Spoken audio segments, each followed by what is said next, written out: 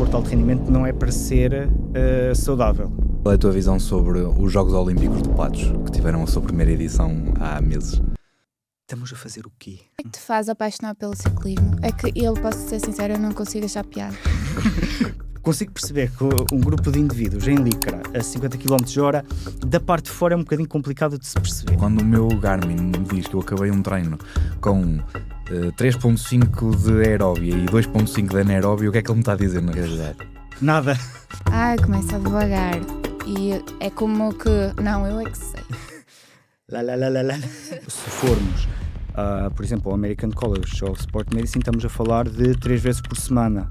Ou 4 vezes por semana, portanto, para alguém que perseguia presas durante dias, estamos aqui. A minha cardiologista na altura disse-me que isso tinha a ver com o facto de eu ter uma atividade física muito elevada e por isso em repouso teria um batimento cardíaco muito lento. Ou podes ter uma hipertrofia do ventrículo esquerdo, não sei. E aí já temos um problema. Eu pago para seres meu treinador. O que é que me leva a mentir-te no peso que eu próprio estou a registar se eu estou a pagar por um processo que... A pressão social fora do contexto do desportivo é elevada o suficiente para, de vez em quando, cometermos uma gafe. Se comprometes 1, 2, 3 vezes, vais entrar num ciclo de que eu depois também não quero decepcionar a outra pessoa. Mas numa prova de ciclismo eu tenho mais 1 quilo para levar na bicicleta. É uma questão que eu não gosto muito da tendência que tem vindo a tomar. Diz-se muitas vezes que para correres o melhor possível tens de ter o menor peso possível. Isso é verdade ou não? Não. Eu sempre defendi muito a verdade esportiva. E o que vi foram alterações nos valores de potência que não faziam muito sentido. Esse atleta não fez aclimatação e foi parar ao hospital, perdeu os sentidos, estiveram sem saber durante várias horas se estava tudo bem ou se tinha dado para o torto. Tu imaginas o treino de um ciclista em 2035? Eu acho que vamos estar num ponto muito complicado. Onde é que a nossa sociedade ia se todos arranjassem desculpas para não fazer? O medo paga o medicamento. Não nos queremos tirar essa malta do sofá. Aqui em Portugal nós não temos cultura de treino. Tenho solução para isto, sabem qual é? Exercício físico. A essência deste podcast é lutar contra o meu principal concorrente, que é o sofá. Se és personal trainer, prepara-te porque a BMS está a criar o sistema operativo feito à tua medida. Imagina teres tudo num só lugar. Acessa a melhor formação porque um bom PT tem de estar sempre a evoluir. O Marketplace para não precisares de andar atrás dos teus clientes, eles chegam até ti. A possibilidade de os ginásios te encontrarem abrindo novas portas de trabalho. Uma ferramenta completa para prescreveres, avaliares e comunicares com os teus clientes. Ferramentas de avaliação transparentes. Se fores bom, toda a gente vai saber. Se não, também. Dados de progresso automáticos que te poupam tempo e ajudam a prescrever melhor. Uma comunidade de personal trainers para partilha e troca de conhecimento. Ligações com entidades que te vão trazer clientes sem revelar demasiado por agora. E até a possibilidade de recomendar outros PTs quando a tua agenda estiver cheia, recebendo uma percentagem. Tudo isto aliado ao cruzamento da tua agenda com a dos alunos que podem marcar treinos e tu terás logo acesso em trocas intermináveis de mensagens. O futuro do fitness digital está a chegar e podes ser dos primeiros a testá-lo gratuitamente. Só tens de te inscrever na nossa landing page, mais ferramentas, mais clientes, mais valor. Junta-te a nós e vem construir o próximo passo do mercado do fitness. Gostas de bicicletas? Costumas ver a volta a Portugal, onde podes ver uma cambada de humanos vestidos num body de licra justinha e muito pouco estética a pedalar até cair? É bonito de se ver, mas há quem veja mais fundo. O detalhe invisível que muda tudo. O ângulo de um joelho, a posição de um selim, a forma como o corpo responde ao movimento. A biomecânica é precisamente a arte de decifrar o movimento. É olhar para um corpo a correr, pedalar ou saltar e perceber onde a energia se perde, onde a força se dissipa, onde um gesto mal feito pode ser a raiz de uma lesão. No mundo onde se confunde performance com esforço bruto, a biomecânica lembra-nos que eficiência é poder. Um ângulo errado pode custar segundos preciosos numa prova, mas também anos de longevidade no desporto. Estudar o movimento não é só prevenir dores, é libertar potencial e transformar cada pedalada, cada passada, cada repetição num gesto mais preciso, mais económico e, acima de tudo, mais humano. Segundo o ChatGPT, o nosso convidado de hoje é alguém que mistura ciência, paixão pelo detalhe e pelos pedais. José Afonso é fisiologista do desporto e especialista em biomecânica, fundador da Motion Hub Biomecânica e Performance, um espaço que nasceu com a ideia de trazer ciência e tecnologia para o centro da prática desportiva. Na Motion Hub não se vendem nem soluções de catálogo. Corrigiste, porque eu corrigi só uma parte da frase. Falta tirar o nem. Só basta isso, exatamente aí. Isso. Na Motion Hub não se vendem soluções de catálogo. Estudam-se corpos, ajustam-se movimentos, desenham-se percursos. Porque a performance não é só sobre treinar mais, é sobre treinar melhor. Se queres saber como podes aumentar o rendimento do teu treino, ajustando coisas tão simples como a tua postura, este episódio é para ti. Bem-vindo, José. Obrigado. Bem-vindo, É obrigada um por prazer estares estar aqui. convosco. Obrigado por estares cá hoje. Pelo que é que tu gostavas de ser lembrado daqui a 100 anos? Uma pergunta difícil, porque 100 anos é muito tempo. Mas já alguém que ajudou a aproximar a ciência e a prática e encontrar um caminho comum para ambos percorrerem. Achas que é um equilíbrio difícil e que muita gente tem dificuldade em aplicar ciência? Não diria tanto aplicar ciência, ou seja, é um problema com duas faces. É um problema não só da prática, mas também da teoria. Ou seja, se nós queremos explicar alguma coisa, temos que ir ao indivíduo muitas vezes, que é aquilo que a ciência não nos traz. E por outro lado, se nós queremos aumentar também a nossa performance, também temos que dar asas à ciência e tempo para que as coisas evoluam. E nesse sentido há sempre alguma rivalidade entre as duas. Ou seja, é um bocado nem tudo ao mar, nem tudo à terra. Exatamente, sim. O que é que a tua experiência enquanto professor te diz acerca disso? Tu fechas os olhos à ciência de vez em quando para ensinar coisas mais práticas aos teus alunos? Aos meus alunos não, mas aos meus atletas sim. Gosto de perceber o que é que se está a passar com aquele sujeito, porque lá está.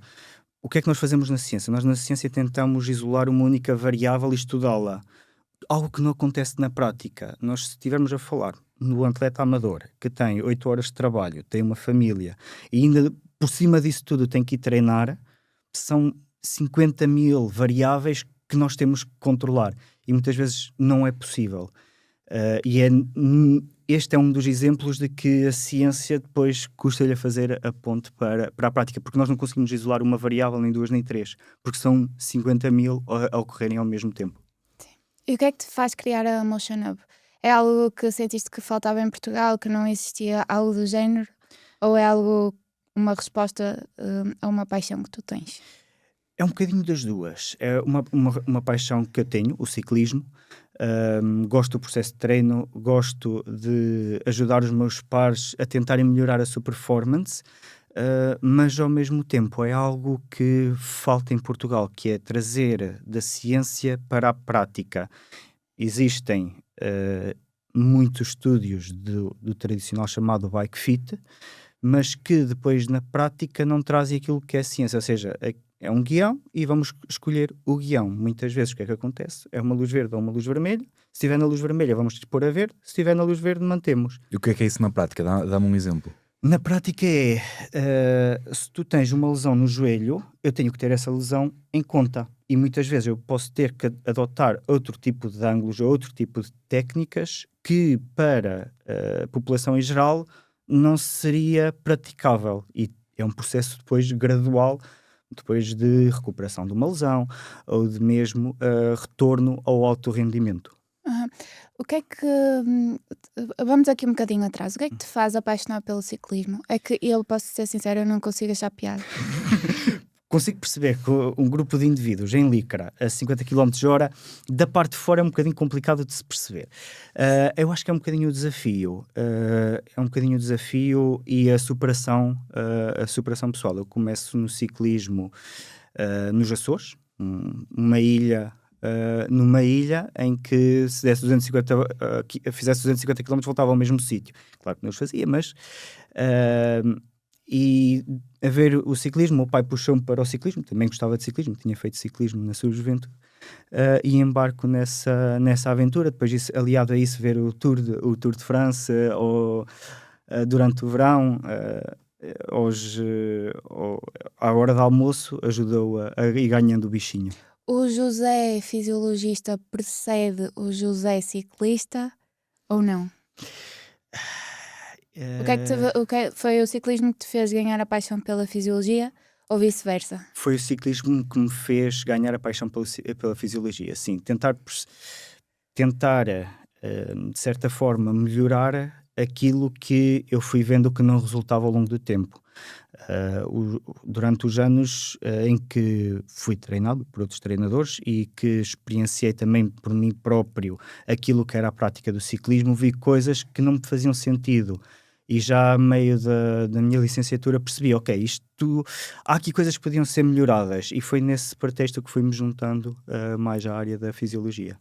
E como fisiologista, depois começaste a aplicar biomecânica em ciclistas que, como tu dizias há pouco, se fizeres 1 centímetro ou 1 milímetro de diferença na postura, pode fazer um resultado. Sim, comecei até com amigos próximos, e aliás eu começo já o meu percurso de treinador com amigos próximos, que sabiam que eu estava a tirar o curso de desporto, queriam alguma ajuda, e então embarcámos nessa viagem juntos. O que, de certa forma, é uma mais-valência, que é o treinador tem que ser amigo do atleta e vice-versa. Não podemos ser tu cá, tu lá. Estamos a dizer que eu vou passar para um amador já bastante evoluído 15 horas de treino por semana. Ele tem que ter confiança no meu trabalho e eu tenho que ter confiança no trabalho dele. Portanto, tem que ser uma relação. Claro que se puder vir uma amizade depois disso, ainda melhor. No outro dia estávamos a falar, eu e o Paulo, eu sou personal trainer, ele é economista, a ligação que tem à área é por a paixão. Okay. Mas então ele estava-me a dizer, será que um personal trainer que vai treinar pessoas normais, que só se querem manter ativas, precisa de saber de biomecânica? Como é que lhe responderias a esta questão? De certa forma, sim, de certa forma, não. Tem que haver um equilíbrio. Ou seja, é claro que se eu quero fazer um agachamento, se quero fazer um lunge, se quero fazer um deadlift, eu tenho que perceber alguma coisa de biomecânica, nem que seja por experiência própria. Não tenho que perceber os conceitos, mas tenho que perceber, ok, é suposto o meu corpo fazer isto. Não temos que ir aos pormenores, que é, ok, qual é o ângulo do teu corpo, o tornozelo tem mobilidade suficiente para executar esse movimento sem que haja movimentação do antepé ou do calcanhar, entre outras coisas, mas não temos que ir a esse detalhe. Mas tem que haver um ligeiro conhecimento de, ok, este movimento está bem feito, nem que seja pelo que eu vi no YouTube ou no Instagram ou noutra plataforma. Sim, mas é a biomecânica que te permite adaptar melhor, certo? Sim, é a biomecânica. Aliás, uma das componentes fulcrais do processo que eu faço com um cliente é precisamente a parte fora da bicicleta. Perceber, ok, o que é que está a acontecer num lunge? O que é que está a acontecer num agachamento unilateral? Num deadlift? O que é que está a acontecer com aquele corpo e o que é que eu posso esperar em cima da bicicleta? Muitas vezes já sei que se houver aquele padrão de movimento fora da bicicleta, na bicicleta vai estar ampliado. Okay. E se não estiver, ok, então porque é que não está? E aí é que depois também vem a parte divertida, que é porque é que não aconteceu ou porque é que está a acontecer. Mas um ciclista treina força?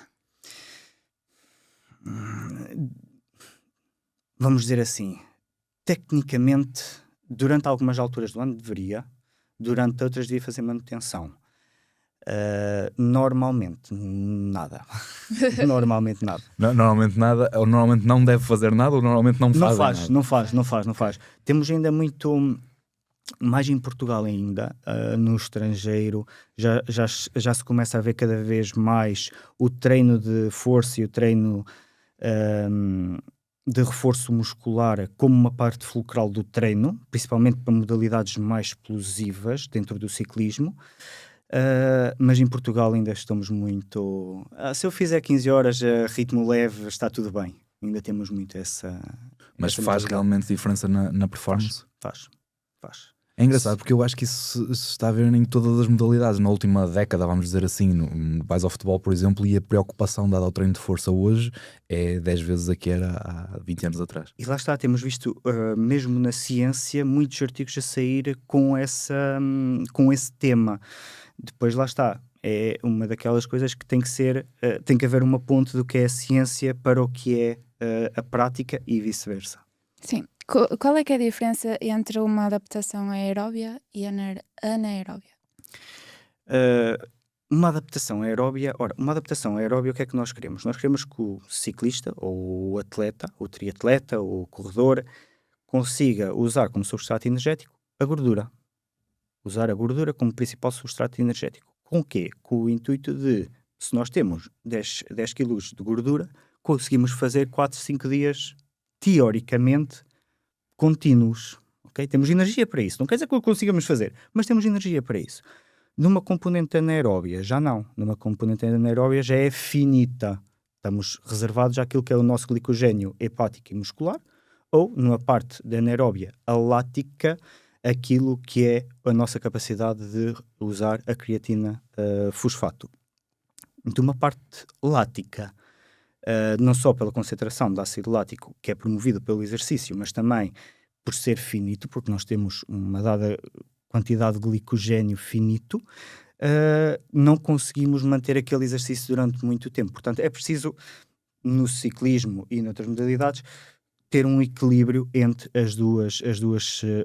E, lá está, dificilmente uma etapa de ciclismo vai ser ganha pelo que tem melhor capacidade aeróbia.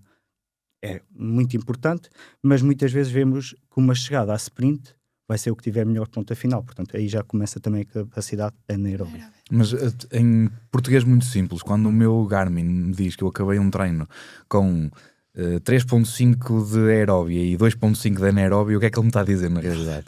Nada. Não. Não e sim, porque a questão é, como é que isso foi medido? O Garmin não nos diz.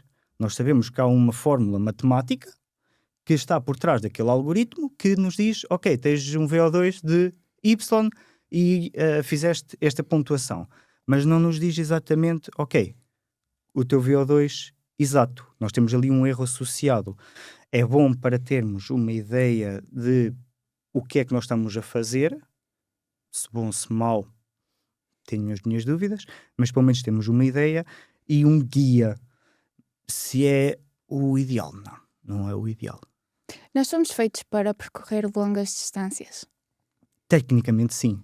Se nós formos aos nossos tempos de homens das cavernas, nós caçávamos pelo endurance, não propriamente pela força bruta. Sim, e somos o único ser vivo, pelo menos eu vi uma fisioterapeuta a falar sobre isto, que consegue correr por longos períodos, certo? Sim. Como é que nós cansávamos? Nós perseguimos a nossa presa até ela cair de exaustão. Exato, porque os animais têm de parar para se ventilar, não é? Nós não temos essa Não temos necessidade. essa necessidade, ou seja, nós num esforço controlado conseguimos manter, lá está, através da via aeróbia, conseguimos manter a capacidade de mantermos-nos em movimento. Isso significa que um animal só tem via anaeróbia? Olha, isso já não vos posso responder. Cenário. Isso já não vos posso responder. Não sei mesmo. Eu vou Não, perguntar mas sempre as perguntas mais ridículas que posso responder. Não, mas significa que nós estamos todos mal preparados.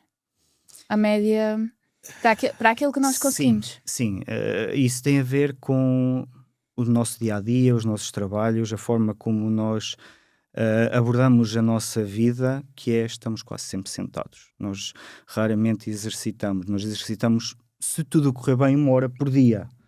E já estamos a falar do ideal dos ideais, não é? Porque nós, se formos, por exemplo, ao American College of Sport Medicine, estamos a falar de 3 vezes por semana, ou 4 vezes por semana. Portanto, para alguém que perseguia presas durante dias, estamos a uma longa distância daquilo que nascemos a fazer. Ou seja, traduzindo só para as pessoas lá em casa perceberem, as recomendações já são muito baixas comparando aos nossos antepassados. Sim, é isso? nós estamos a falar que o nosso ideal seria 8.500 passos por dia. Passos, não desporto nem atividade física. Estamos a falar de passos. fica-nos aqui a faltar alguma coisa. Mas isso significa que nós fomos evoluindo durante milhares de anos para utilizar o físico para determinadas coisas que hoje em dia já não precisamos de utilizar e por isso já não o usamos na capacidade máxima. Mas seria necessário? Acho que é uma boa pergunta para as gerações futuras e vamos tentar perceber. Aliás, nós, a nível de longevidade, estamos cada vez mais prósperos. Nós já estamos a ver a nossa esperança média de vida aumentar para além dos 80 anos. Estamos a falar que há 500 anos atrás estávamos a falar de 30, 40. Portanto, é um bocadinho rebuscado dizer que nós não estamos propriamente... nós não estamos a utilizar a nossa capacidade máxima. Agora, se nós duramos mais tempo por não a usar, também não sei. Temos de esperar para ver. Temos que esperar para ver. Mas eu acho que a ciência nesse ponto ainda nos vai dar respostas.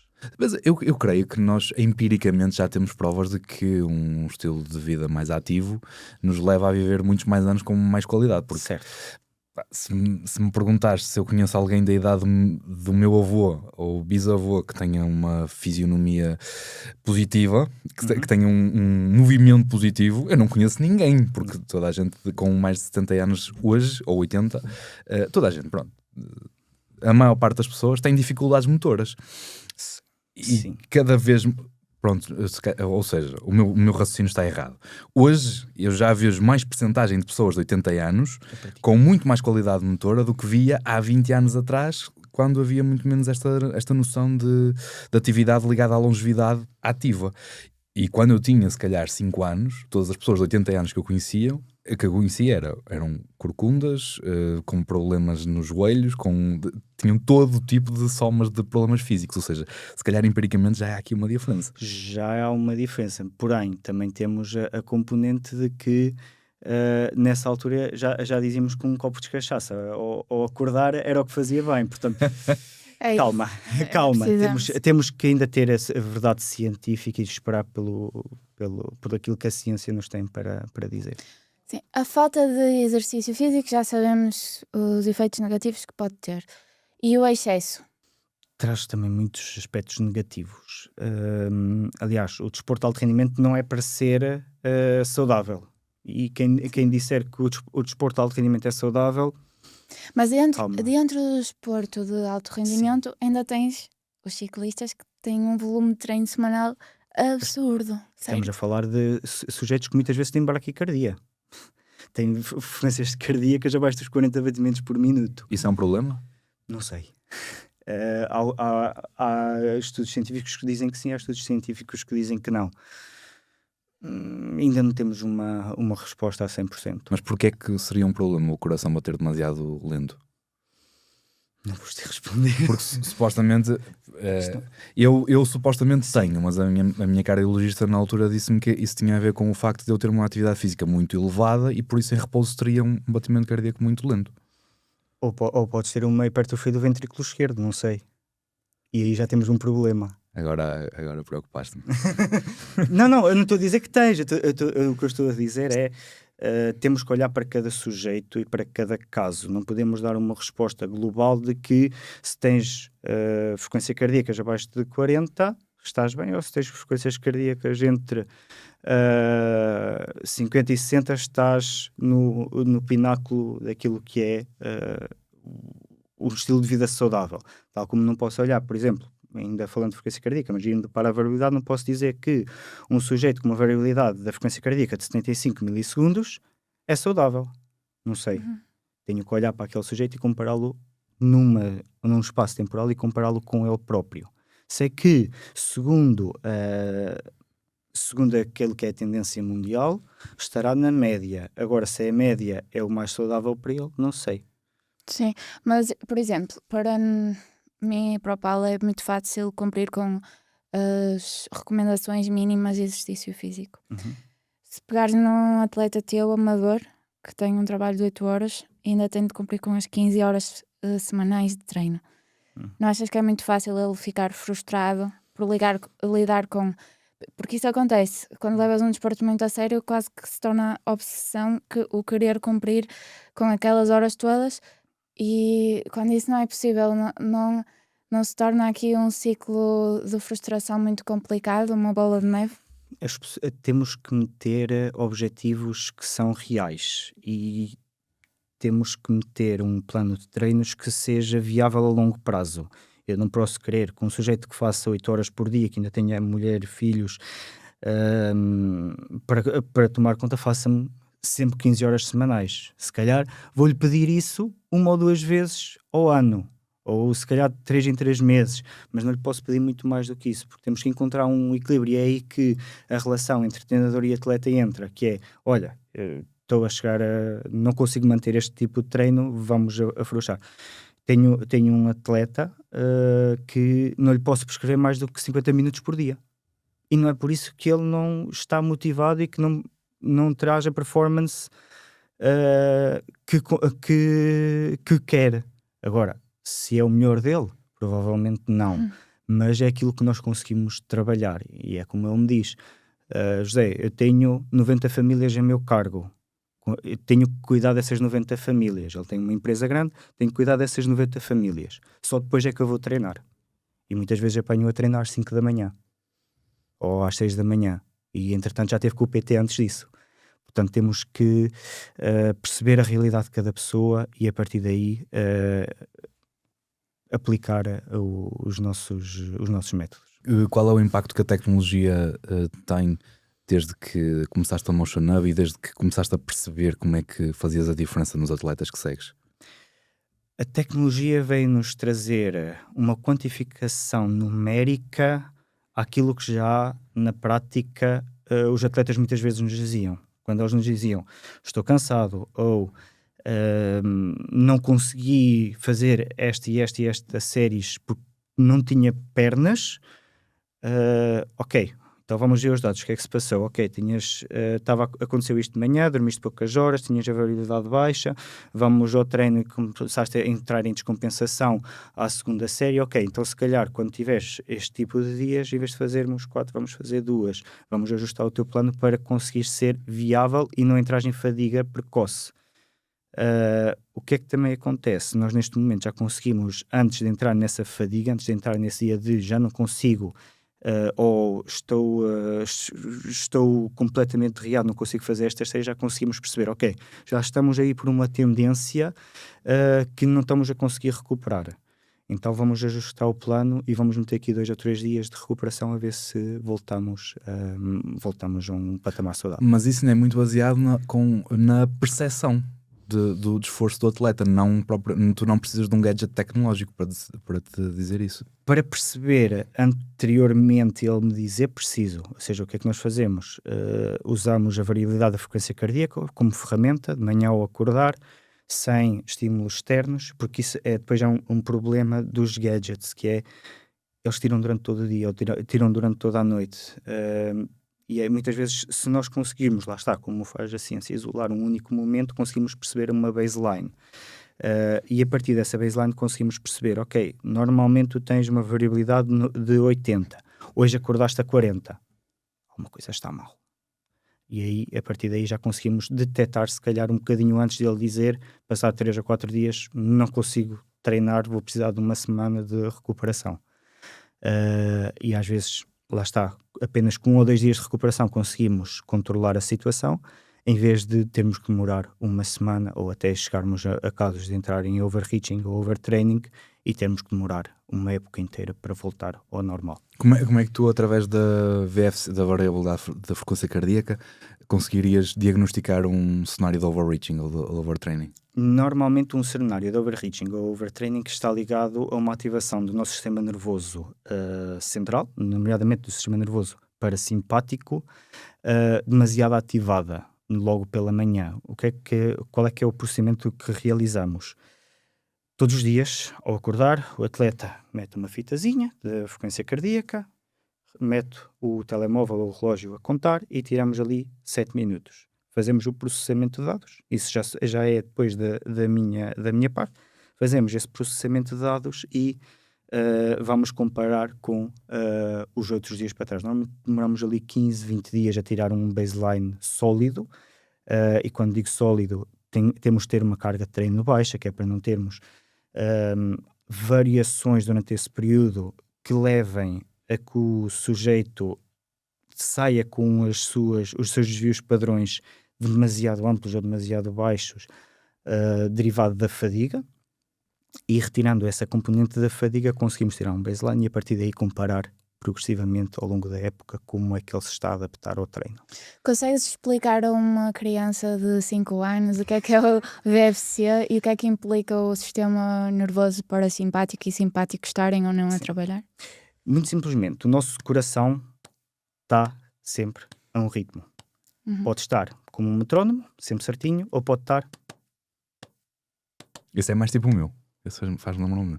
E é esse o tempo entre cada uma destes sons que vai nos dar a variabilidade. O que é que nós fazemos? Pegamos entre cada tempo, entre cada batimento cardíaco, entre cada injeção do coração e vamos compará-lo e vamos ver qual é que é a variação temporal para conseguirmos depois perceber, ok, estamos numa ativação, estamos demasiado relaxados ou estamos demasiado ativados e demasiado ansiosos. Quando estamos demasiado ansiosos é quando a variabilidade é maior, então? Sim. O que é que nós não queremos? Por exemplo, no cenário de overreaching e overtraining, normalmente o que nós vemos é o coração como um metrónomo. Ou seja, se eu tiver um metrónomo, a minha variabilidade é 0. É completamente Ou seja, está sistémica. sempre igual. Está sempre igual. Isso é o que nós não queremos. Nós queremos é um coração com variabilidade. Mas lá está. Já estive atletas com muito pouca variabilidade, muito abaixo daquilo que será o que a ciência nos diz que é saudável, e a fazer muito boas performances ao mais alto nível mundial. Portanto, a dizermos que uma variabilidade é saudável ou não carece-nos um bocadinho de verdade para o indivíduo. Mas o que é que pode implicar uma maior variabilidade, então? A ansiedade, o facto de estarmos com uma dor, o facto de não estarmos a recuperar, o facto de não dormirmos?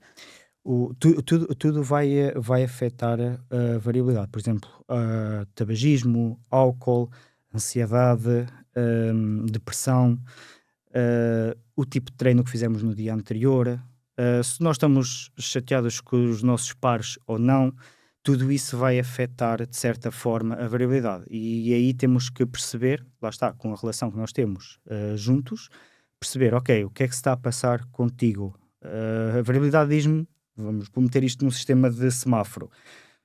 Tu ontem estavas no verde, hoje já estás no vermelho. E já estás no vermelho, vais estar no vermelho 3 dias. Porquê? O que é que se está a passar? Está tudo bem? Os treinos não têm sido assim tão duros? Não é suposto estás tão cansado ou a tua variabilidade estar tão elevada? O que é que se está a passar? E é a partir daí que vamos depois controlando e percebendo o que é que se está a passar e ajustando depois também. Os psicólogos não deviam usar o VFC como referência? Interessantemente, existem alguns estudos aliados às ciências do desporto com a variabilidade da frequência cardíaca e psicologia. É um bocadinho complicado perceber exatamente. É multifatorial, não é? É muito multifatorial e depois temos uma questão de ser muito tempo. Nós estamos a falar de para termos um data point, dados sólidos, nós precisamos de pelo menos 15, 20 dias. É claro que se forem 60, melhor, mas para atuar naquele sujeito, naquele momento, se calhar é um bocadinho complicado pegarmos numa variabilidade que nunca vimos antes e aplicá-la diretamente. Sim, mas o relógio já te dá uma referência, não é viável? Eu não sei como é que ela é calculada. Muitas das vezes, dependendo de marca para marca, eles... Por exemplo, eu sei que a Oura e a UP faz isso, faz um período de 7 dias e só a partir desses 7 dias é que te dá informações. Podemos depois, lá está, se já temos esses gadgets há 2 anos, perceber, ok, qual é que é a tendência. Agora, o que é que acontece? Muitas das vezes as métricas que são-nos dadas pelos relógios e pelas bandas e pelos anéis não são aquelas que nós precisamos depois para validar esses dados. Eles, o que é que fazem? Eles vão apenas buscar uma métrica e nós estamos a falar que na variabilidade temos mais de 100 métricas. Portanto, é um bocadinho complicado dizermos, ok, a partir deste único dado, estás bem ou estás mal. Nós precisamos de mais dados que se validem eles próprios.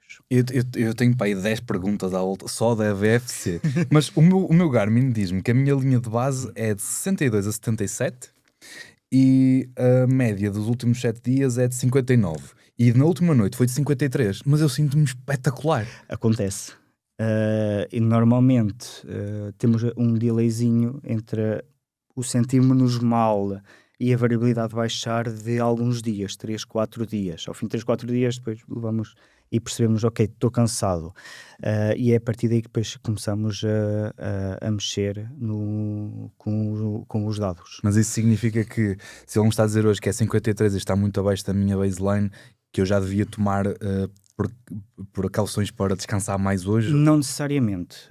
Por exemplo, a nível do treino, o que é que vemos na literatura científica e o que é que vemos que é recomendado pelas guidelines? Esperem. Façam uma média de 7 dias. Se ao fim de 3, 4 dias não voltarmos a um valor normal, aí sim, aí vamos atuar e vamos recuperar. Até lá, continuem com alguma precaução. É claro que se estás a treinar e sentes que não tens força, calma, aí é quando entra a nossa componente humana de, não estou bem, mais vale hoje recuperar para amanhã ter um dia com mais categoria, com maior proveito, do que estar aqui hoje a forçar e não sair nada e eu só me estou a desgastar em vez de estar a potenciar o meu desempenho. Ok, e agora, próxima pergunta. Como é que tu, como meu treinador, o que é que tu me dizes para eu fazer se eu tiver a minha VFC acima da baseline? O que é que isso significa? Ou seja, o que nós queremos é que tu andes sempre pela tua baseline, mais ou menos. Agora, o que é que nós não queremos? Não queremos que varies fora dessa baseline durante muito tempo, porque isso quer nos dizer que estás sempre em fadiga, que seja pelo sistema nervoso simpático, que seja pelo sistema nervoso parasimpático. É claro que se tens muito baixo, então vais ter uma variabilidade, atendendo a que estamos a falar de RMSSD, normalmente é essa a métrica que nos é dada pelos relógios. Temos muito abaixo, temos um sistema nervoso simpático ativado e aí temos que ver como é que podemos ajustar o treino. Quando nós já vemos acima da baseline é quando já entrou o parasimpático. E quando já entrou o parasimpático é quando nós já carregamos a fundo nos travões, que basicamente nós temos o nosso sistema nervoso é fight or flight, que é o simpático, ou rest and restore, parasimpático. E se nós já estamos a carregar no rest and restore, nos travões, então já estamos a querer mesmo parar e a paragem já vai ser durante muitos dias. Quando ainda simpático ainda conseguimos modular facilmente e voltar a valores normais. Depende depois também dos métodos de recuperação que nós temos à nossa disposição. Tu fazes este tipo de medição com os atletas amadores, por exemplo, que praticam ciclismo e estão à procura daquela performance. Mas enquanto fisiologista, personal trainer, para uma pessoa completamente normal, este tipo de acompanhamento com base num medidor de VFC diário não podia ser uma ótima ferramenta para eu perceber a minha performance no trabalho, se eu estou mais apto ou menos apto, se preciso dormir mais ou menos? Eu vou dar um exemplo que ainda há pouco tempo aconteceu comigo, que foi a minha defesa de tese de doutoramento. Os 2 dias anteriores, a minha variabilidade, que normalmente é 70, 75, 80, estava a 20. Ok, eu estava super nervoso. Eu lembro-me de ir a conduzir para a tese e olhar para o cardiofrequência e me estava a 120. Estava completamente normal e numa situação de ia a 60 e a 120, portanto é muito dependente daquilo que nós temos à nossa frente. Para o mundo dos mortais, o que é que nós precisamos perceber? Precisamos perceber exatamente, ok, isto está-me a acontecer, porque é que isto me poderá estar a acontecer? Estou estressado por causa da minha vida profissional, da minha vida pessoal, estou fatigado só por causa do treino, há aqui alguma coisa que esteja a impactuar com estes valores. E depois temos ainda outro problema, que é, normalmente os relógios, nomeadamente os relógios, não são fiáveis o suficiente para tirarmos grandes ilações. Estamos a falar de houve um estudo comparatório entre alguns relógios e banda de cardiofrequencímetro. E tínhamos umas diferenças mesmo muito grandes. Enquanto um dizia que nós estávamos mal, o outro dizia que estávamos recuperados. Continua a ser caro o acesso a este tipo de medições? Se formos ver a nível dos gadgets, cada vez estamos mais perto daquilo que será alcançável. Se formos à procura de um profissional, é claro que estamos a pagar uma pessoa para, às primeiras horas da manhã, estar ali a olhar para os dados, comparar, tirar ilações e dar-te feedback. É claro que tem sempre algum custo adicional que não aquele do Que é isso que tu relógio. fazes? Sim, é isso que eu faço, sim. Eu comecei a questionar acerca disto quando comecei a ler os livros do professor José Soares, do fisiologista, Sim. que fala sobre estas questões e sobre a forma como ele implementa este tipo de acompanhamento em profissionais de alta performance, em empresas em que faz mesmo muita diferença a predisposição, não é, do profissional. Sim. E eu comecei a pensar, porque é que isto não é o geral? Porque é que não está aberta à média da população? Porque provavelmente mudaria completamente a qualidade de vida de milhões de pessoas. Sim, mudaria. Nomeadamente conseguimos muitas vezes dissociar-nos de nós e perceber, porque normalmente o que é que acontece? Quando nós já nos sentimos cansados, já não estamos cansados só hoje, já estamos cansados há uma semana, ou 2, ou 3. Já é um processo que vem a decair ao longo do tempo. E a partir dos dados já conseguimos perceber, ok, não, alguma coisa está mal. Se está constantemente a cair, então alguma coisa está mal. Ou se estou constantemente abaixo daquilo que é a minha média, alguma coisa está mal. O que é? E fazer aí uma autorreflexão à procura de qual é o motivo para não estar na minha melhor performance, por assim dizer. Achas que há uma tendência para a desumanização do treino com a tecnologia? Infelizmente há. Infelizmente há. E isso vemos nas plataformas, principalmente online, em que já é só inteligência artificial a prescrever o treino, e no ciclismo está completamente a ser bombardeado por isso, em que, ok, hoje consigo fazer 1 hora e a inteligência artificial está aqui. O que é que acontece? Com grande parte dos atletas que chegam até mim, não só pelo treino, mas também depois pela parte da biomecânica, conseguimos perceber, tu estiveste lá 3 meses e saíste lá de arrasto. Eles dizem mesmo, eu tive que abandonar porque já não conseguia mais. Apesar de terem todos os dados, terem tudo, mas há uma componente pessoal que fica em falta. E embora nós consigamos medir tudo, nem sempre tudo é o suficiente. Há sempre a falta daquela relação pessoal com o nosso treinador, com o nosso nutricionista, com o psicólogo, com uma variedade de pessoas que nos rodeiam, que ainda não conseguimos chegar lá com inteligência artificial. Sim, e há uma questão que é incontornável, que é nós respondemos muito melhor ao compromisso com um ser humano do que Sim. à tecnologia. Eu acho que já falei dessa história aqui uma vez, mas achei extremamente engraçado uma vez que estava a treinar e ao meu lado estavam 2 pessoas a comentar uma com a outra o processo de acompanhamento com o seu nutricionista, e ele estava a contar como tem uma consulta mensal com um nutricionista e então fazia 3 semanas em que não se importava minimamente, e na semana antes fazia uma coisa extremamente regrada porque queria demonstrar ao nutricionista que os seus valores na semana da consulta estavam bem e que ele tinha realmente feito um bom trabalho.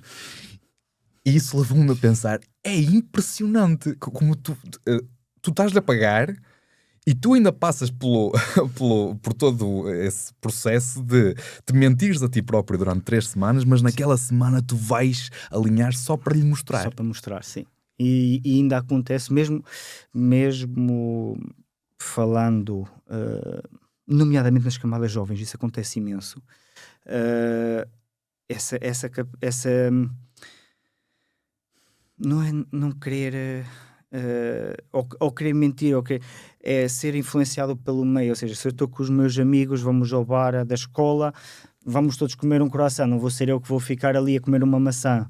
Muitas vezes isso acontece com os miúdos e é preciso também percebermos depois o que é que motiva o sujeito por trás. E aí o papel do psicólogo é imprescindível. Sim. É imprescindível, principalmente para quem quer ir a elevar a sua performance. Mas achas que um acompanhamento, ou seja, o facto de tu estares em constante contacto com os teus alunos, chamas alunos? Atletas, amigos, a maior parte já são Pronto, amigos. com os Sim. teus atletas, não vai colmatar este problema? De só teres um momento. Sim, mas- porque eu uso uma plataforma de treinos e eles diariamente, ou 3 em 3, 4 em 4 dias, colocam lá o peso. E eu normalmente, quando já vejo que já há uma semana ou duas que não tens, olha, então, não tens colocado o peso, não tens colocado. Ok, e eles vão lá e preenchem. É claro que eles metem lá o que eles querem. E é o que eu lhes digo, eu posso te ajudar se tu for sincero comigo. Se tu não for sincero comigo, eu não te posso ajudar da forma que posso e que posso contribuir para o teu sucesso. Lá está, é uma relação. E depois as pessoas, quando percebem que há o compromisso de uma parte, também há o compromisso da outra, levam as coisas um bocadinho mais a sério. Mas eu pago para seres meu treinador. O que é que me leva a mentir-te no peso que eu próprio estou a registar se eu estou a pagar por um processo que... A questão é, nós fazemos as neiras, e eu posso dizer isso por experiência própria. Já quando pertencia aos trabalhos da seleção, e peço desculpa ao selecionador nacional se ouvir isto, mas já quando estávamos nos processos da seleção nacional, a pressão social fora do contexto do desportivo é elevada o suficiente para, de vez em quando, cometermos uma gafe. E uma gafe leva a 2, que leva a 3. E é um processo que ou estás muito focado naquilo que é o teu norte e consegues dizer, não, eu tenho que dizer que não, ou se comprometes 1, 2, 3 vezes, vais entrar num ciclo de que eu depois também não quero decepcionar a outra pessoa. E não querendo decepcionar a outra pessoa, vou tentar omitir dados. E acho que pode ser um bocadinho por aí. Mesmo que esteja a pagar. Mesmo que esteja a pagar, sim. Ir a um fisiologista ainda é muito visto como um luxo em Portugal? Sim, é. Infelizmente, ainda é muito visto como alguém que só serve para os profissionais, mas se formos aos profissionais dizem que só serve para os amadores. Ainda estamos num processo que demora tempo a estruturar-se na sociedade e ganhar o seu espaço. Há muitos atletas que já procuram e querem fazer testes e querem perceber como é que está a sua performance e perceber como é que podemos ajudá-los a evoluir, mas ainda há muitos que dizem, não, eu para andar bem eu posso ir treinar, um bocadinho à conversa que tiveram aqui há umas semanas atrás, posso ir treinar em jejum durante 1 hora de manhã e depois faço o resto da semana 3, 4, 5 horas por dia e estou a andar bem. Mas então porque é que uma consulta de medicina anti-aging se tornou tão viral e a fisiologia não? Sendo que a primeira é que é bullshit. Depende um bocadinho como nós nos apresentamos à sociedade e qual é o nosso público-alvo. Nós estamos a falar, nós quando estamos a falar de camadas jovens, dificilmente vamos ter o mesmo público-alvo que vai ter o anti-aging, ou vamos ter o master de 33 anos que tem uma vida para além daquilo que é o ciclismo a ir a esse tipo de clínicos. Ou seja, nós temos aqui populações distintas. No caso do ciclismo, ainda temos muito. Eu só preciso treinar 3, 4 horas e estou bem. E qual é o teu papel quando isso acontece? O meu papel quando isso acontece... Por onde é que tu começas? Isto vai um bocadinho ao encontro daquilo que têm sido as modas nos últimos anos. Nomeadamente, no ciclismo temos visto uma moda que, para o bem e para o mal, diziam só precisas treinar em zona 2, ou seja, só precisas treinar em baixa intensidade, um bocadinho acima daquela intensidade que seria de recuperação, mas só precisas treinar nessa intensidade para estares bem. E isso veio um bocadinho de moda a dizer... eu para estar nesta intensidade não preciso de um treinador nem de um fisiologista, não preciso fazer testes e posso manter a minha performance estável ao longo do tempo. É claro que nós não fazemos uma prova em zona 2, nós não fazemos uma prova numa intensidade como estamos aqui a falar, nós fazemos uma prova em intensidades muito mais altas e muito mais variadas. E é nesse momento que conseguimos, através de um teste direto, perceber a tua intensidade é esta, é nesta intensidade que queimas gordura, nesta intensidade estamos num processo já a entrar em limiar anaeróbio, neste processo já estamos numa intensidade que só duras 10 minutos, ou 5 minutos, ou 3 minutos, e a partir daí construir aquilo que será a evolução do atleta ao longo do tempo. Tu consegues manter, numa prova de 5 horas, consegues manter a frequência, o teu coração a bater a 190? Não, impossível.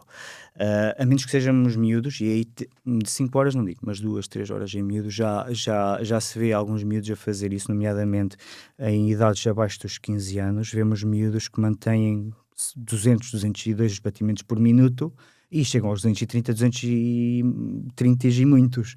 Isso não é um ataque cardíaco? Eles têm os exames médicos desportivos, têm tudo em dia, portanto eu acredito que não.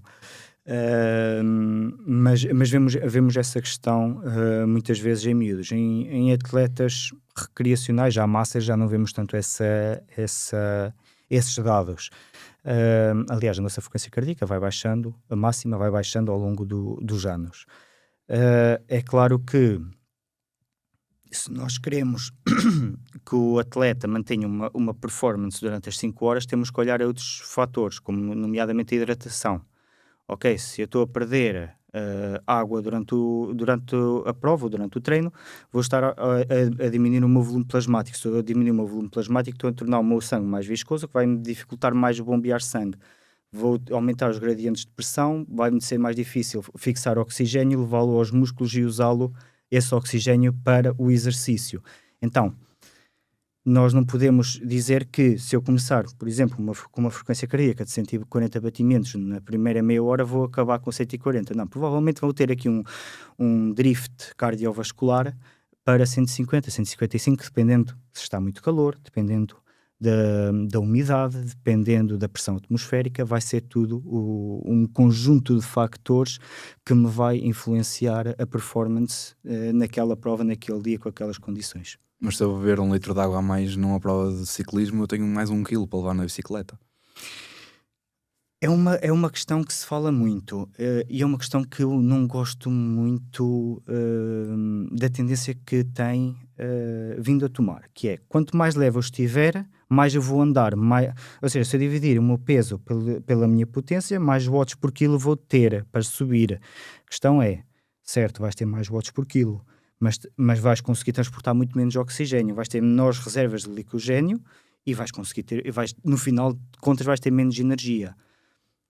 Houve aqui umas equipas e uns estudos interessantes há uns anos que mostravam que 1% de desidratação não alterava a performance, e lá está, aumentava ligeiramente os watts por quilo, e era nisso que eles capitalizavam. Agora, conseguirmos ter no comum dos mortais a capacidade de perceber, ao fim de 4 horas, se tu beberes isto e isto com estas condições, vou ter uma desidratação de 1%, é complicado, muito complicado, até porque a nossa sudação vai variar consoante o dia, de dia para dia, consoante o meu estado inicial, consoante as condições atmosféricas, consoante os tipos de eletrólitos que eu estou a beber, as concentrações, a quantidade de hidratos de carbono, tudo isso vai afetar para a minha performance no final.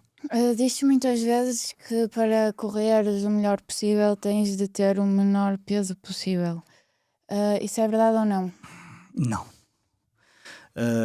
Aliás, nós cada vez vemos mais, e isso vai ao encontro do trabalho de força, que é um atleta que tenha mais 2 ou 3 quilos a conseguir repetir aquela performance muito mais vezes do que aquele atleta que tem um peso muito menor. Que tem um desgaste maior.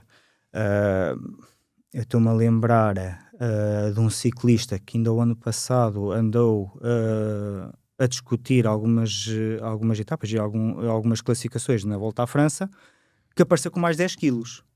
E onde antes ele fazia 50º, ele estava a discutir a camisola das montanhas e passou de 70 para 80 quilos. Portanto, é claro que aí entram as táticas, entra tudo demais, mas nem sempre podemos olhar para os watts por quilo. Também temos que olhar para o sujeito como um sujeito saudável Se eu não estou saudável, não consigo fazer a minha melhor performance.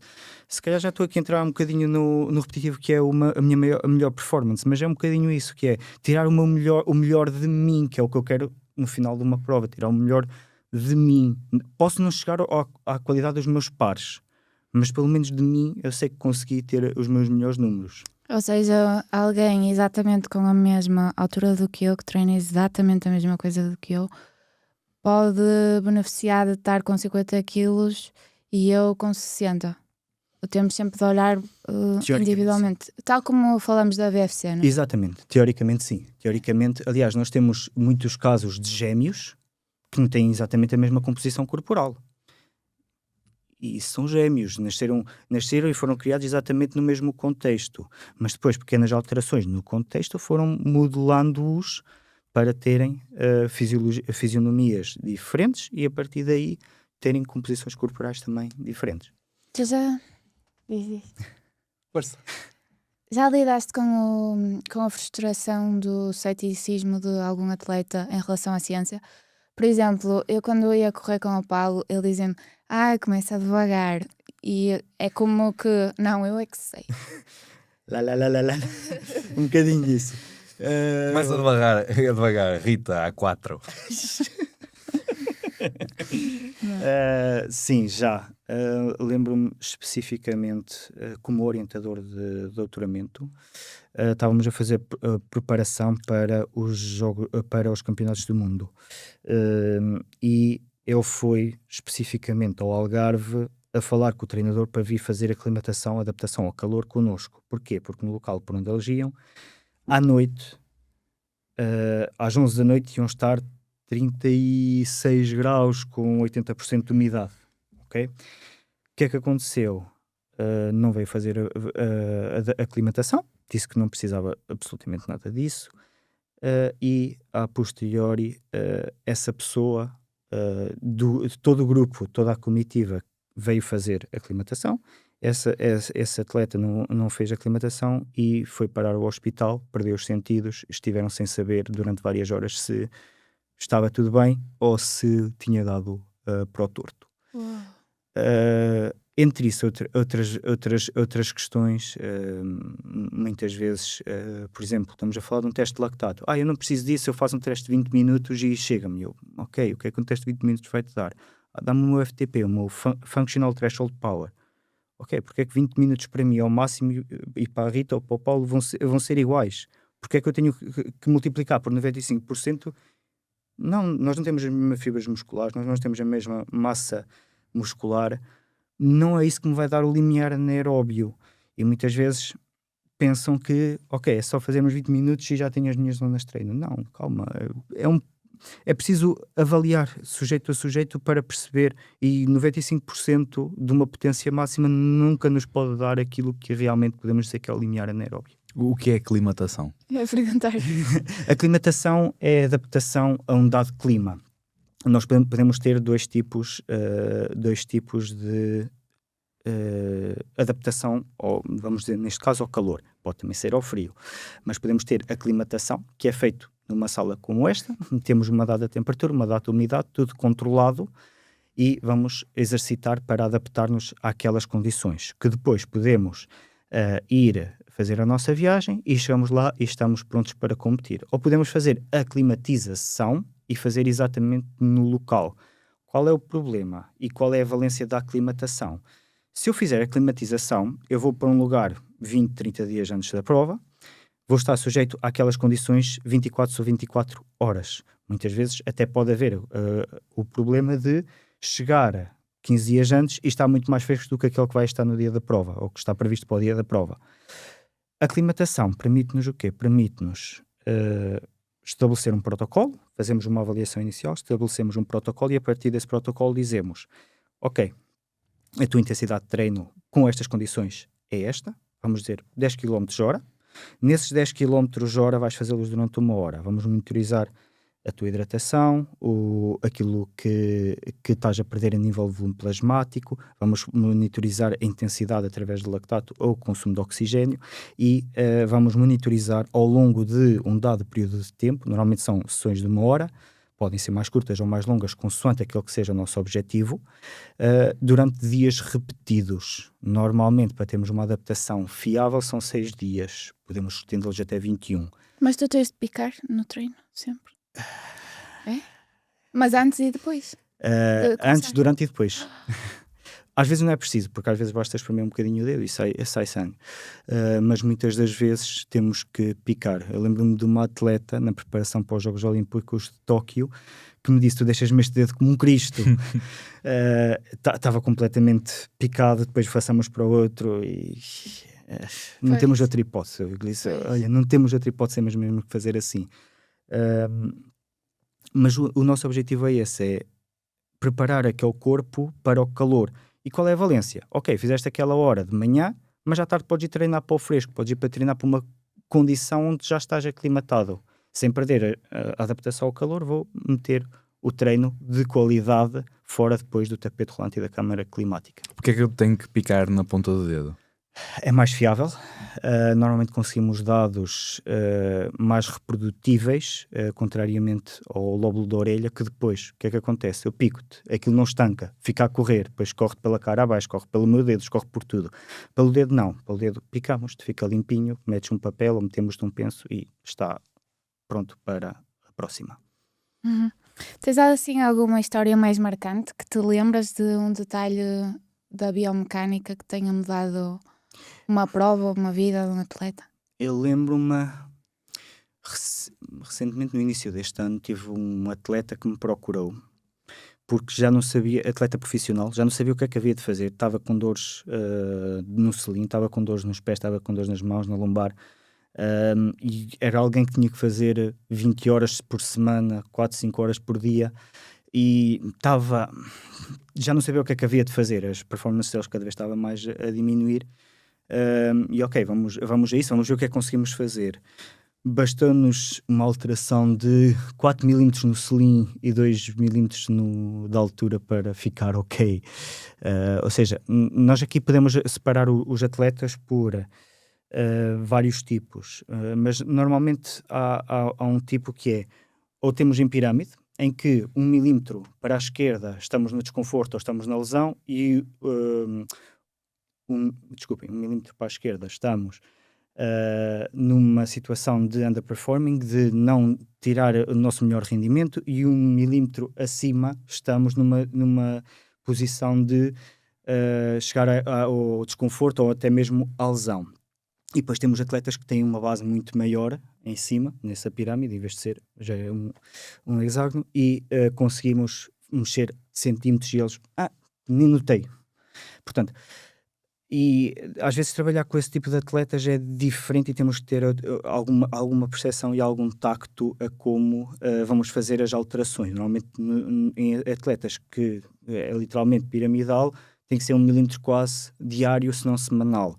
E foi o caso dele. Progressivamente fomos até ao sítio e ele disse-me: ok, já não tenho dormência, já não tenho problemas nas costas, e conseguimos, com poucos ajustes, ir buscar, e ele fez uma época completamente sensacional este ano. Se tu não fosses praticante da modalidade, conseguias prestar esse serviço aos teus atletas? Algo que já comentei com muitas pessoas amigas, incluindo com o meu orientador, com a minha companheira, com os meus alunos, que a conclusão que chego sempre é não. Porque é preciso gostar da modalidade para tentar sempre procurar algo mais. É preciso conseguirmos nos colocar na pele da outra pessoa, que é, ok, tu sentes isto, ok, mas porquê? O que é que se passa? E muitas vezes, quando nós não praticamos, ou quando nós estamos um bocadinho mais desligados da prática, e isso acontece-me ainda hoje, ou seja, eu se passar muito tempo sem treinar, eu começo-me a desligar da prática e os problemas dos atletas se calhar começam a parecer menos importantes do que naquilo que na realidade, quando estou a praticar, eu digo não, isto tem que ser, tens que estar bem, portanto vamos procurar uma solução. Curtei simplesmente não. Eu acho que se não praticasse, não conseguia dar a mesma resposta que dou aos atletas. Como é que um ajuste de 1 milímetro para cima ou para baixo num selim pode resolver a dormência de pulsos? Porque estamos a falar que na bicicleta nós temos 5 pontos de contacto. 2 mãos, 2 pés e um selim. A forma como a bicicleta está inclinada, ou seja, o tubo do selim está inclinado para trás, a nossa pelvis senta-se sobre o selim com mais inclinação ou menos inclinação, mais 1 centímetro à frente ou mais 1 centímetro atrás, é o suficiente para conseguir recrutar grupos musculares diferentes ou menos eficazmente e depois trazer problemas associados. Eu tenho uma teoria que se calhar vai contra aquilo que têm vindo a falar nos podcasts, que é, se eu não tiver uma boa mobilidade, e atenção, não estou a falar de alongamentos, estou a falar de mobilidade, alongamentos depois também vêm por acréscimo, mas se não tiver uma boa mobilidade, eu não vou conseguir ter tanta flexibilidade na bicicleta, e embora pareça que estou só aqui, não, estou aqui 5 horas, depois tenho que estar aqui, tenho que estar com as mãos em baixo, tenho que estar com as mãos em cima, tenho que pedalar em pé, tenho que pedalar com as mãos em baixo a sprintar, tenho que pedalar devagar, tenho que curvar. São um gesto que parece muito estático, na realidade é muito dinâmico e muito complexo. E é preciso ir buscar esses pequenos pormenores para conseguir depois trazê-los para a melhor performance. Tu tens uma visão diferente do teu homónimo da Fadeu, que está agora na liderança de uma publicação sobre os alongamentos como uma treta? Não tenho uma visão diferente, tenho uma visão... Não tenho, ou seja, não vão de choque, mas tenho uma visão que é preciso trabalhar a mobilidade, não necessariamente os alongamentos, mas eu preciso de ser móvel, eu preciso ter range of motion, eu preciso ter ângulos de movimento saudáveis. Se eu só consigo levantar o braço até 90 graus e é suposto eu fazer 180, a coisa está mal. Mas a minha personal trainer ensinou-me que a melhor forma de eu ganhar mobilidade é pegar num halter e fazer um leg raise, um lateral raise para ganhar mobilidade no ombro. Com cargas baixas. Com cargas baixas. Com cargas baixas. E aí entra a parte da mobilidade e não propriamente da força. O que é que eu faço? Normalmente, depois de uma avaliação biomecânica, eu pego naquilo que vi fora da bicicleta, quer seja estático, quer seja dinâmico, pego naquilo que vejo na bicicleta e digo, ok, agora para melhorarmos este movimento, para não teres um encurtamento dos isquiotibiais da forma que estás, ou para não teres problemas lombares como tens, vamos fazer estes exercícios. Normalmente são baseados em TRX ou são baseados em elásticos, pesos livres, o que for, mas algo que ajuda a ganhar mobilidade e não propriamente estar ali a alongar sem fazer grande coisa. O que é uma treta é alongar para mais rápido. Exatamente, sim. E não faz sentido nenhum. Sim. Como é que tu imaginas o treino de um ciclista em 2035? Eu acho que vamos estar num ponto muito complicado. Ou seja, nós cada vez temos mais gadgets e cada vez temos mais formas de controlar o treino. Por exemplo, até há muito pouco tempo atrás, até ser banido pela União Ciclista Internacional, usávamos monitores de glucose durante a competição. Isto para quê? Para tentarmos chegar aos 120, 150 gramas de hidratos de carbono por hora. E o que é que íamos buscar? Íamos buscar a flutuação de glucose e a partir daí, ok, estou a descer, vou meter mais um gel ou vou meter mais isto, e a partir daí os nutricionistas conseguiam chegar a um consenso daquilo que era preciso para chegarmos àquela quantidade de energia que ia ser o suficiente para abastecer o meu corpo da energia que eu estava a despender na bicicleta. Aliado a isso, já temos monitores de ventilação, já temos protótipos, não sei se ainda são muito fiáveis ou não, de monitores de lactato em tempo real. Portanto, eu estou a ver, já temos máscaras que praticamente são sem peso nenhum, não precisamos de laboratório, a monitorizar o VO2. Portanto, eu estou a ver que daqui a 10 anos nós tínhamos um laboratório à nossa disposição. Depois a questão é, conseguimos dar vazão a esses dados? Será que dados a mais não vão ir contra a nossa performance? Não nos vão, ou seja, será que não vamos ficar tão investidos nos dados, tão mergulhados que esquecemos da nossa treinar? essência? Exatamente. É um bocadinho por aí. Tu já tiveste algum atleta que fez uso que soubesses de substâncias ilícitas? Não posso dizer que sei exatamente que fez uso, mas posso dizer que desconfiei. E como tal partimos em direções opostas. Ah, sério? Porquê é que foi importante para ti? Eu sempre defendi muito a verdade esportiva. e o que vi foram alterações nos valores de potência que não faziam muito sentido. Ou seja, não é normal alguém que está a fazer 300 watts hoje, durante 1 hora, daqui a uma semana passar para 370, 380. Isso não é normal. Ou temos um problema de equipamento, ou temos alguma coisa que não deveria estar ali.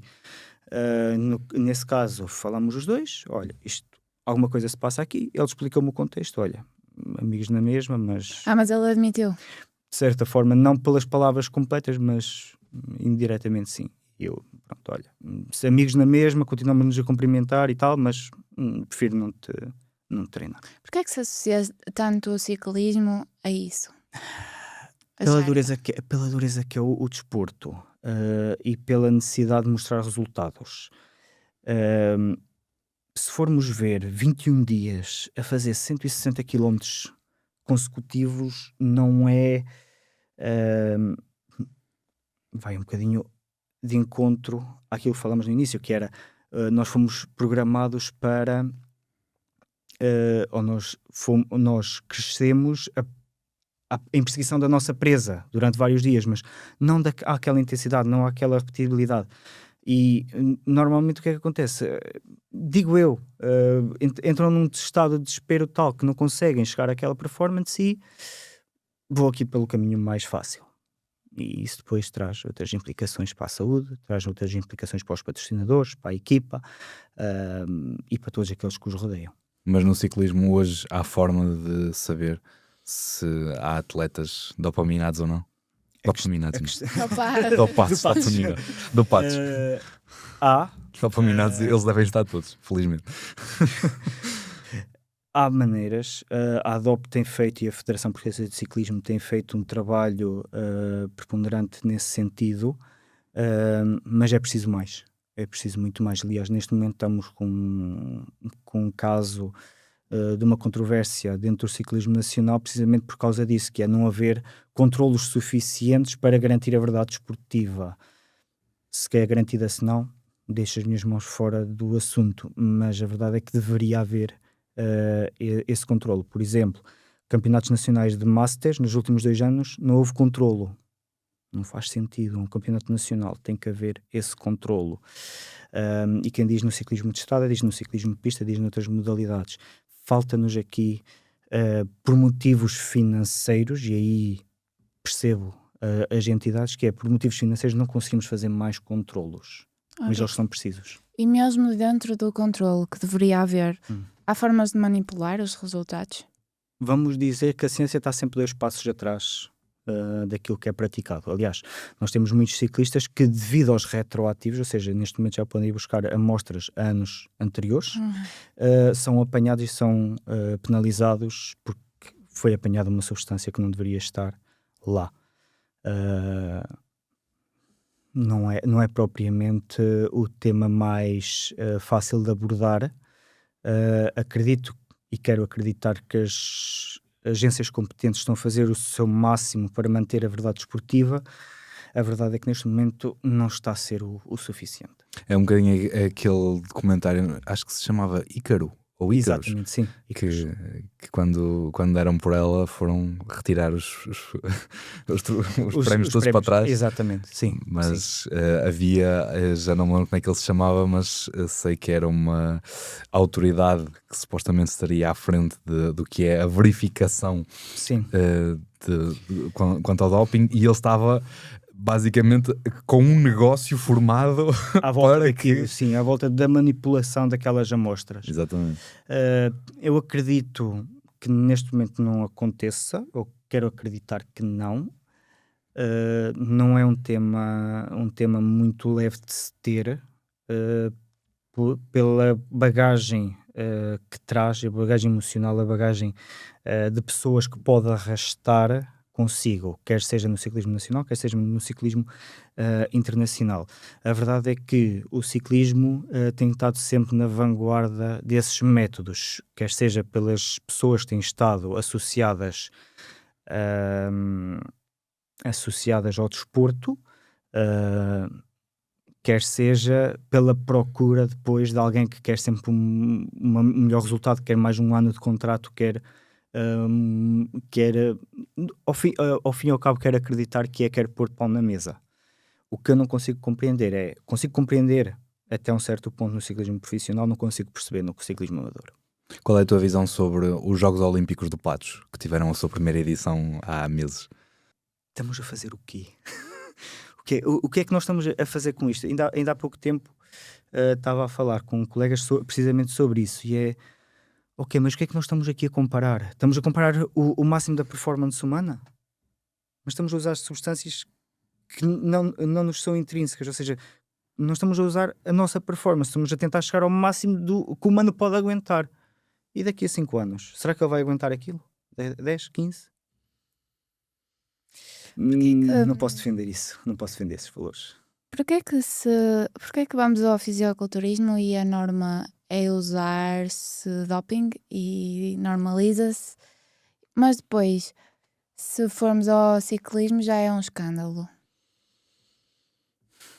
Eu responderia isso, desculpa, Sim, à vontade, sim. mas a minha visão pessoal para isso é a mesma coisa que comparar a UFC ao WWE. Uma coisa é arte marcial pura e é desporto, outra coisa é teatro. E esta é polêmica. Não, é uma visão pessoal. Atenção, não tiro o mérito dos grandes atletas que fazem fisiculturismo e que chegam a um resultado extremo. Mas ficou-me particularmente na retina uma frase dita pelo Sérgio Veloso quando passou por aqui, que foi dizer que o fisiculturismo é a adoração natural do ser humano pelas aberrações, pelo que é extraordinário. Isso quer dizer que eles até podem ter uma modalidade e um negócio muito bem montado com base no facto de os seres humanos gostarem de ver um circo não no sentido de... não é negativo, Sim, é no sim, sentido sim. de pá, aquilo é completamente fora do normal. Sim. Chamar desporto entramos aqui noutras vertentes que são difíceis de compreender, nomeadamente a natureza humana de querer alcançar aquilo que é inalcançável. Neste caso, a perfeição, se é que podemos dizer assim, do corpo humano. Não chegamos lá, mas quer dizer, se olharmos para um indivíduo, aquilo está tudo volumoso, por assim dizer. Agora, relativamente ao ciclismo, porque é que é normalizado numa modalidade e não é na outra? Penso que tem a ver com a conotação negativa, que é, eu sempre corri limpo.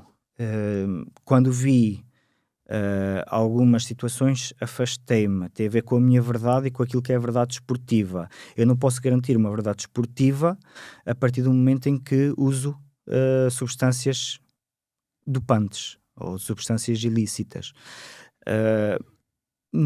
E depois aqui entramos numa questão de as marcas e os patrocinadores que estão por trás das equipas querem manter uma imagem limpa. Nós tivemos um escândalo grande há 15, 16 anos atrás, e uma das grandes marcas que sustentava o ciclismo português desapareceu, precisamente por causa desse escândalo. Portanto, temos de ter aqui cuidado também com aquilo que nos vem por trás, ou seja, não somos só nós atleta, somos nós atleta, é o staff, é o diretor desportivo, é o treinador, é o fisiologista, é o biomecânico, é o patrocinador, é a nossa família, é tudo aquilo que vem por trás de arrasto e que, de certa forma, fica com o nome manchado. É por isso que também te quiseste desviar? Sim, é. Nunca o fiz enquanto ciclista e lá está, mais uma vez, sempre tentei afastar ao máximo desses círculos e também não o quero fazer como treinador. Como é que tu abririas o acesso a um treinador?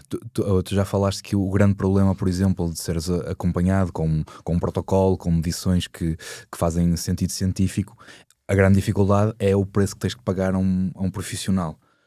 Como é que tu farias mais atletas de ciclismo? Ou seja, o que é que tu verias como possível para mais atletas de ciclismo serem teus atletas?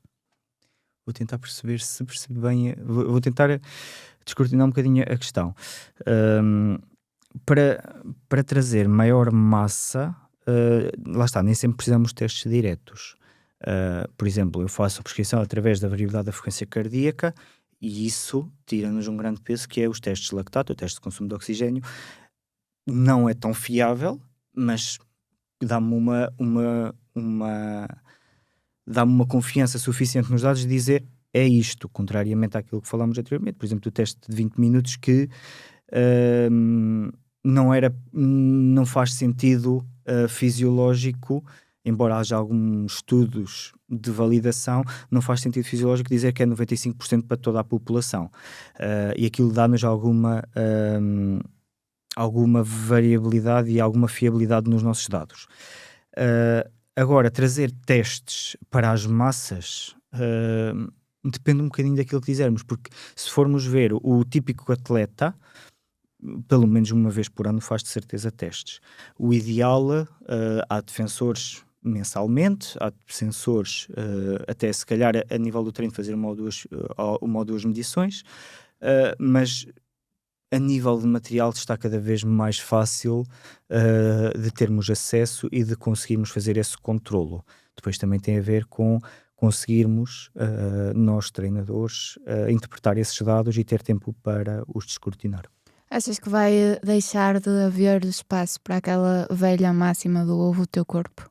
Não, nunca vai deixar de haver espaço, porque tem que haver, mesmo com variabilidade, mesmo com medições de consumo de oxigênio, mesmo com medições de lactato, potência, aerodinâmica, tudo, vai haver sempre, não me sinto bem. E não me sinto bem por alguma razão.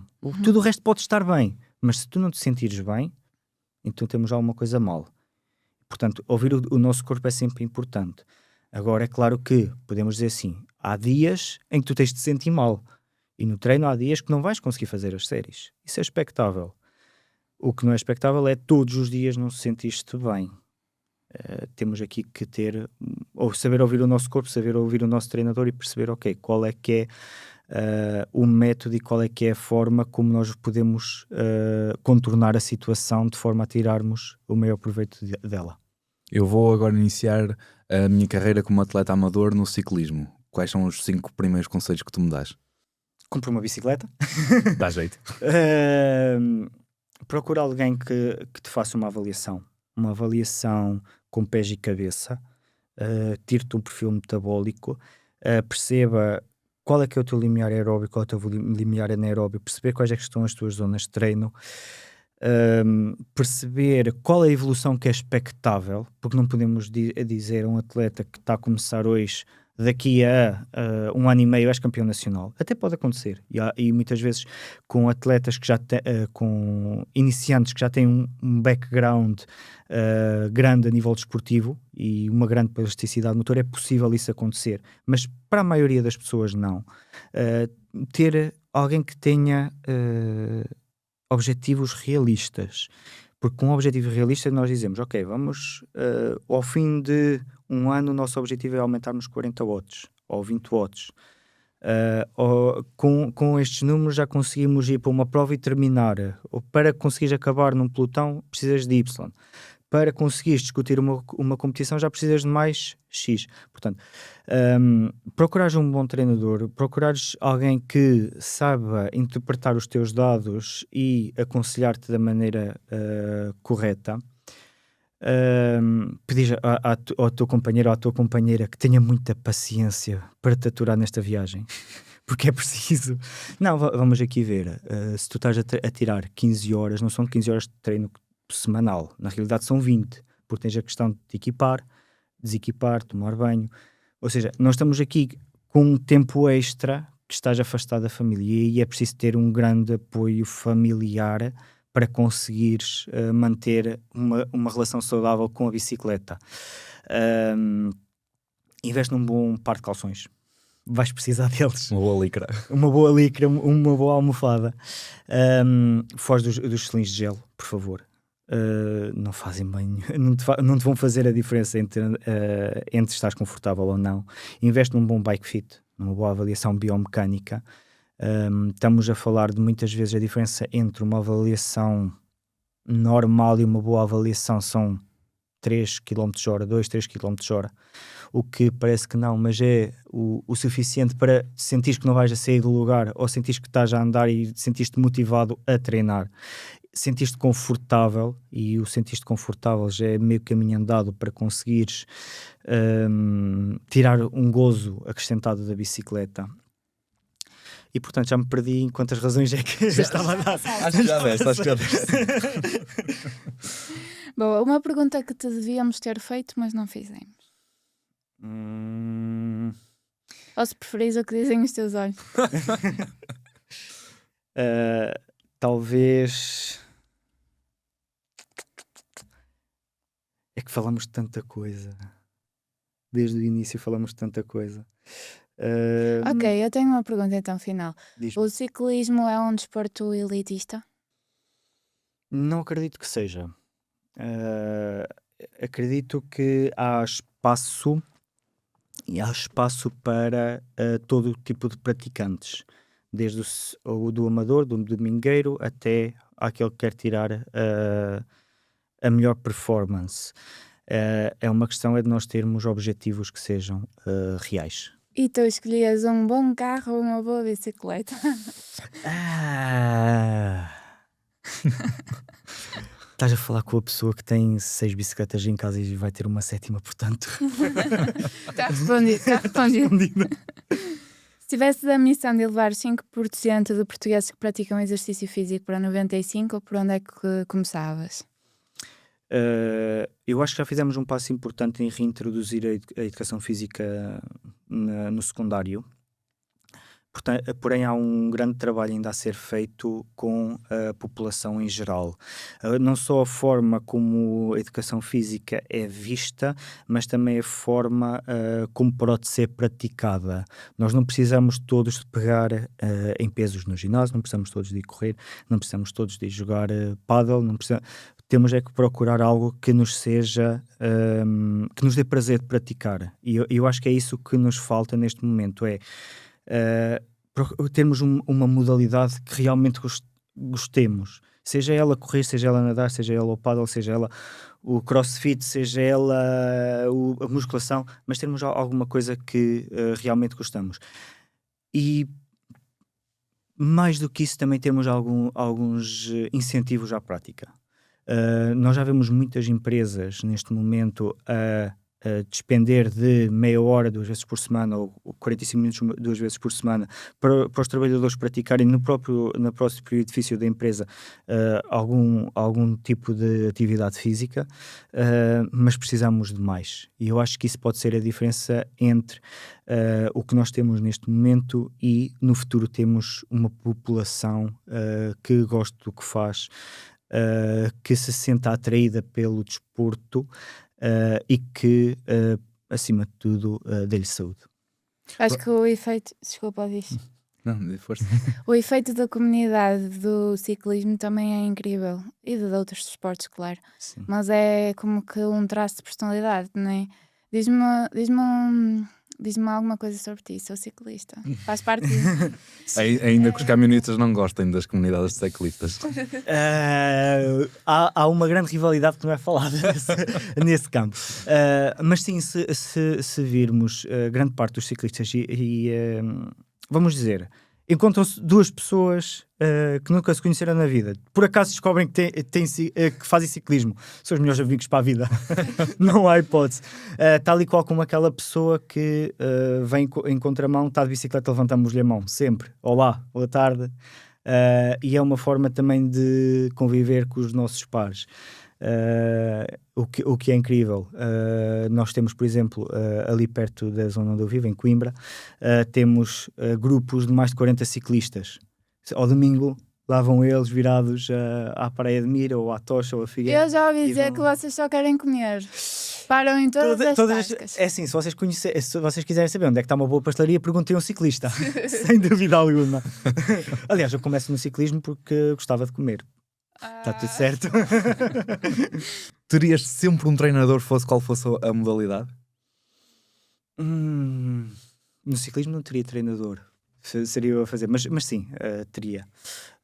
E eu acho que aí já vem um bocadinho da mentalidade de cada pessoa e de como cada pessoa aborda o desporto. No meu caso, eu gosto sempre da competição. Eu gosto de procurar sempre aquele extra, seja no ciclismo e buscar aquele watt ou 2 a mais, e nesta prova fiz estes valores, será que eu consigo mais um bocadinho? Quer seja isso, quer seja no triatlo, que é uma coisa que já me vem a abordar há algum tempo, ou seja no atletismo, mas no meu caso seria sempre mais para desportos de endurance, sim. Mas procuraria sempre um treinador. Espetacular. A ti que estiveste connosco até aqui, muito obrigado. Para a próxima semana estamos de volta outra vez. Subscreve o canal, segue o José Afonso e a Motion Hub que estão identificados aqui no episódio. Se nunca andaste de bicicleta, põe a tua licra e experimenta que podes gostar. José, muito obrigado por teres cá. Obrigado eu pelo convite. Foi um gosto estar convosco e partilhar este bocadinho. Obrigado. Onde é que a nossa sociedade ia se todos arranjassem desculpas para não fazer? O medo paga o medicamento. Não nos queremos tirar essa malta do sofá. Aqui em Portugal nós não temos cultura de treino. Tenho solução para isto. Sabem qual é? Exercício físico. A essência deste podcast é lutar contra o meu principal concorrente, que é o sofá.